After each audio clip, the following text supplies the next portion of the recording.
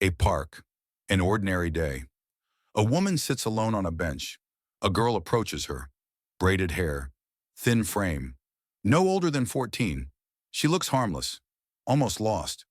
The girl looks at the woman and quietly asks, "What's your name?"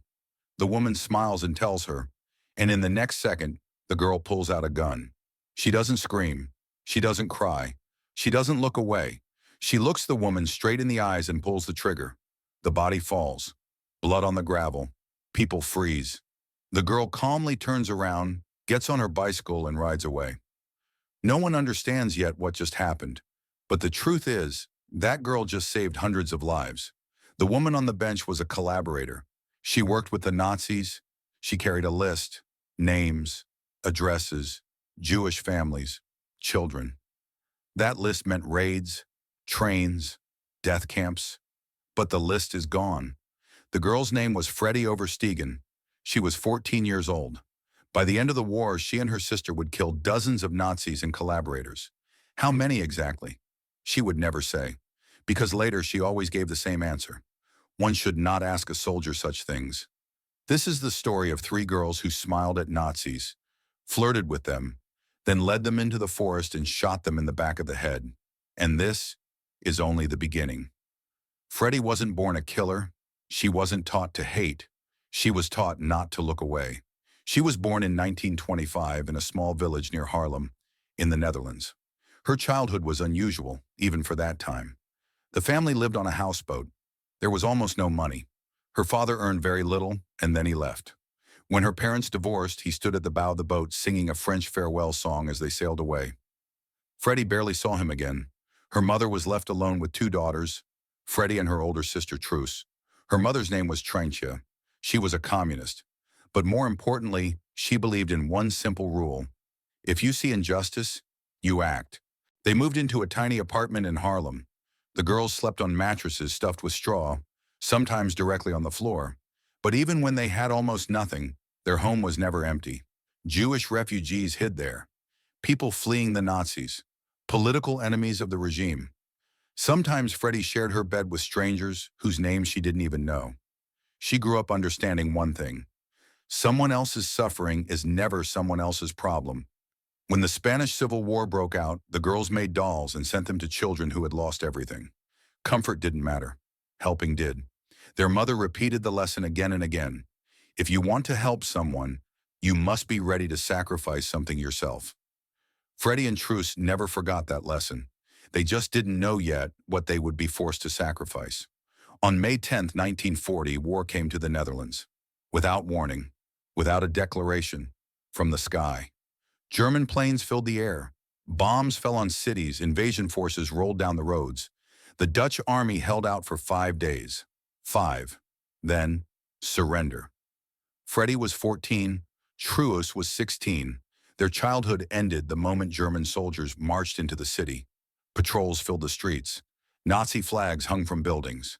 New laws appeared every week. Jews were banned from working, banned from studying, banned from being human. Freddie later remembered. I remember people being taken from their homes. The Germans banged on doors with rifle butts so loudly you could hear it across the neighborhood. They were always shouting. It was terrifying. People were dragged out at night, in front of their children, in front of neighbors too afraid to even look through the window. Most people pretended nothing was happening, but the Oversteegen family didn't know how to pretend. Freddie and Truus, together with their mother, joined the resistance. At first, without weapons. They printed and distributed anti-Nazi pamphlets and illegal newspapers. At night, the girls crept through the streets with glue and paper, covering German propaganda posters with their own messages. The Netherlands must be free. Do not go work in Germany. Every Dutch worker in Germany is one more Nazi soldier at the front. Then came the bicycles. Racing hearts, burning lungs. If they were caught, they would be shot on the spot. But who would ever suspect two girls on bicycles? They came home alive. Again and again. And very soon, people began to notice them. In 1941, someone knocked on their door. A man stood in the doorway. His name was Frans van der Wiel. He was a commander in the Haarlem Resistance Network. He had heard about the mother who hid refugees, about the girls who distributed illegal newspapers right under the Nazis' noses. He came with a question that changed everything. He looked at their mother and asked, "Can your daughters join the resistance?" Freddie was 14. Truus was 16. Their mother didn't hesitate. She said, "Yes." The girls said yes too. But van der Wiel still wasn't convinced. Bravery is one thing. Breaking under pressure is another. A few days later, he returned, this time wearing a Gestapo uniform. He burst into the apartment, shouting in German, waving a gun, demanding to know where a Jewish man was hiding. Freddie and Truus believed he was real, and they did not break. They screamed. They fought. They kicked and hit him, but they gave up no names, not even to save their own lives. Then the man stopped, lowered the gun, and told them the truth. It had been a test. They passed. Then he told them what joining the resistance really meant. You will learn to blow up bridges. You will learn to sabotage railways. He paused. And you will learn to shoot Nazis. Truus looked at her younger sister. Freddie smiled and said, "Well, that's something I've never done before." Before they left, their mother gave them one final rule. No matter what happens, stay human. They were taken to an underground hideout, a potato shed, darkness, earth above their heads. That's where two girls held a weapon for the first time. In an underground potato shed, Freddie and Truus learned how to kill, not with rage, not with emotion, but calmly. They were taught how to hold a gun, how to aim, how to breathe, how to pull the trigger without closing their eyes. The first thing they learned was not to shoot immediately. First, observe, memorize streets, courtyards, escape routes. Freddie was especially good at this. She remembered everything, every turn, every alley, every fence she could climb. But their first real mission was not an assassination. It was arson. Nazi warehouses filled with supplies and equipment had to be destroyed. There was one problem. They were guarded by SS soldiers. So the resistance came up with a simple plan. Freddie and Truus would approach the guards, talk to them, smile, laugh, flirt, innocent, harmless. While the soldiers focused on two teenage girls, other resistance fighters slipped in from behind and set the warehouses on fire. The plan worked perfectly. The warehouses burned. The flames were visible for miles. The guards panicked, trying to understand how it had happened, and not a single one of them suspected that it all began with two girls and a smile. That's when the resistance leaders realized something important. These girls could go places no man ever could. Their age, their faces, their laughter, all of it was a weapon, far more dangerous than a gun. From that moment on, their missions changed. The question was no longer, can they do it? It became, who is the target? Bars and taverns were full of German officers. Laughter, alcohol, a sense of immunity. That's where Freddie and Truus went, not as resistance fighters, but as ordinary girls. One of them would sit next to an officer, laugh at his jokes, listen to stories about the war, about victories, about how Germany would cleanse Europe. She asked one simple question. Would you like to go for a walk? The forest is so quiet. The officer always said yes. They walked deeper and deeper, away from the roads, away from people, where there were no witnesses, and there the other sister was already waiting. One shot, to the head. The body fell into a hole that had already been dug. The earth was placed back on top, and the two girls walked away calmly. Sometimes it happened faster. Truus pedaled the bicycle. Freddie sat on the back, a pistol hidden under her coat. They rode past the target. Freddie fired, and the bicycle kept moving. Just two girls, just a road. Sometimes they came to the front door, a knock, footsteps, the door opens. The man sees a young face, an innocent look, and doesn't have time to understand what's happening. Later, Freddie would say, after the first shot, all you want to do is pick up the person you just shot.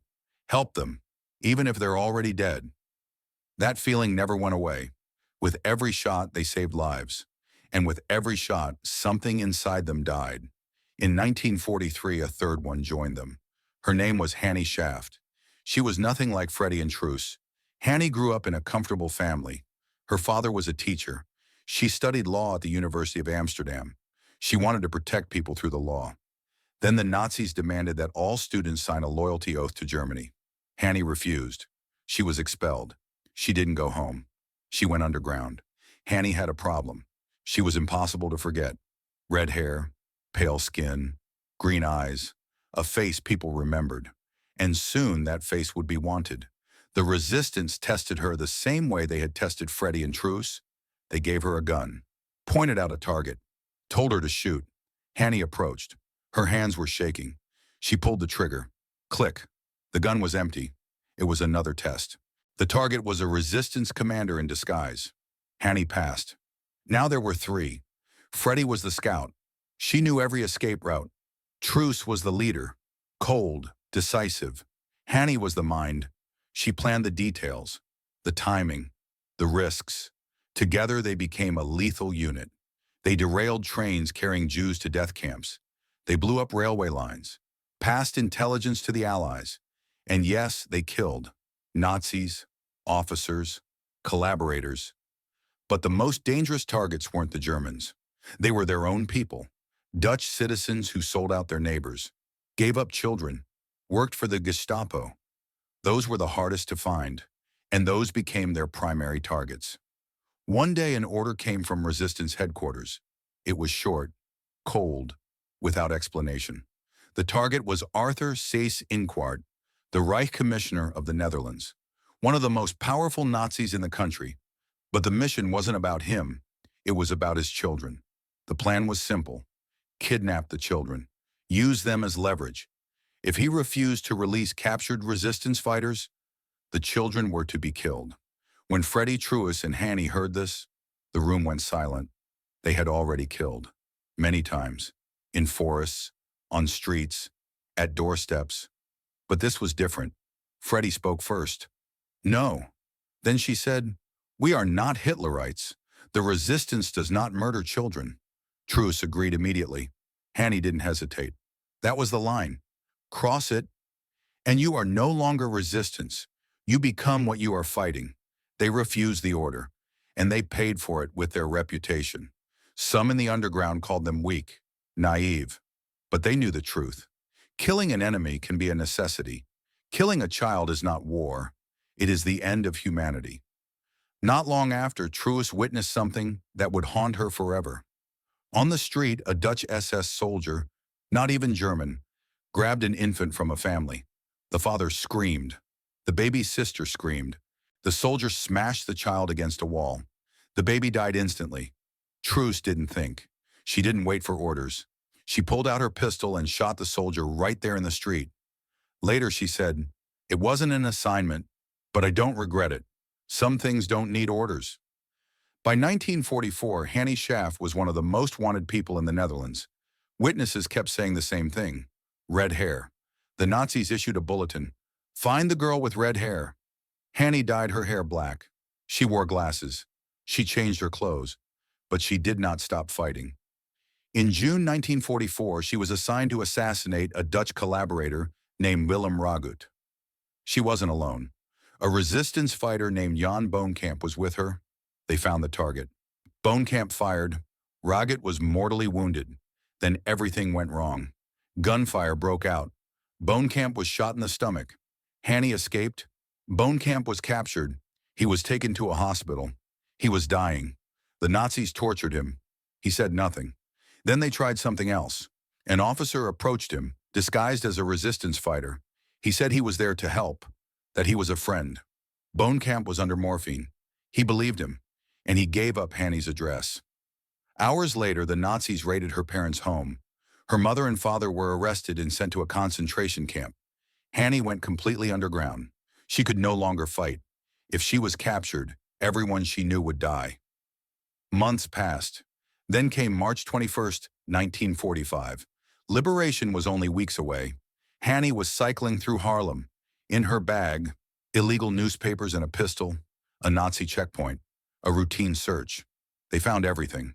She was arrested and taken to prison in Amsterdam. Weeks of interrogations, torture, solitary confinement. She admitted to the killings, but she gave up no names. Not Freddie, not Truus, no one. Then the Nazis noticed something. The black dye was fading. At the roots. Red hair. They had found her. April 17th, 1945. Just 18 days before the Netherlands was liberated, Hannie was taken to the Overveen Dunes. Hundreds of resistance fighters had already been killed there. The first shot only wounded her. She looked at her executioner and said, "I shoot better." The second shot killed her. Hannie Schaft died at 24 years old. She was buried so shallow that her red hair still showed above the sand. On May 5th, 1945, the Netherlands was liberated. The war was over. People filled the streets. Flags, music, embraces. But Freddie and Truus did not feel joy. They survived. Hannie did not. In the Overveen Dunes, 422 bodies were found, 421 men and 1 woman. Hannie Schaft. She was buried with honors. The Queen called her a symbol of the resistance. Freddie and Truus returned to ordinary life. They were not celebrated. They were not thanked. Why? Because they were communists. The Cold War had begun, and yesterday's heroes became inconvenient. Truus turned to art. She became a sculptor, built resistance memorials, wrote, spoke. Freddie chose silence. She married, had 3 children, tried to live a normal life. But the past never let her go. Nightmares, insomnia. And every year, May 4th, Remembrance Day, the day she feared the most. When people asked her how many people she killed, Freddie always gave the same answer. One should not ask a soldier such things. She never gave a number. Some things you carry alone. For almost 70 years, no one said thank you. Then in 2014, the Dutch Prime Minister awarded them the Mobilization War Cross. Freddie was 89. Truus was 91. Freddie's son said it was the happiest day of her life. After 69 years, someone finally acknowledged they had made the right choice. Freddie died in 2018. Truus 2 years earlier. Until the end of her life, Freddie visited Hannie's grave and left red roses. When Freddie was asked what advice she would give future generations, she repeated her mother's words. When you make a choice, it must be the right one. And no matter what, remain human. They killed people. They shot men in forests and on streets. But they did not become monsters. And that is the difference.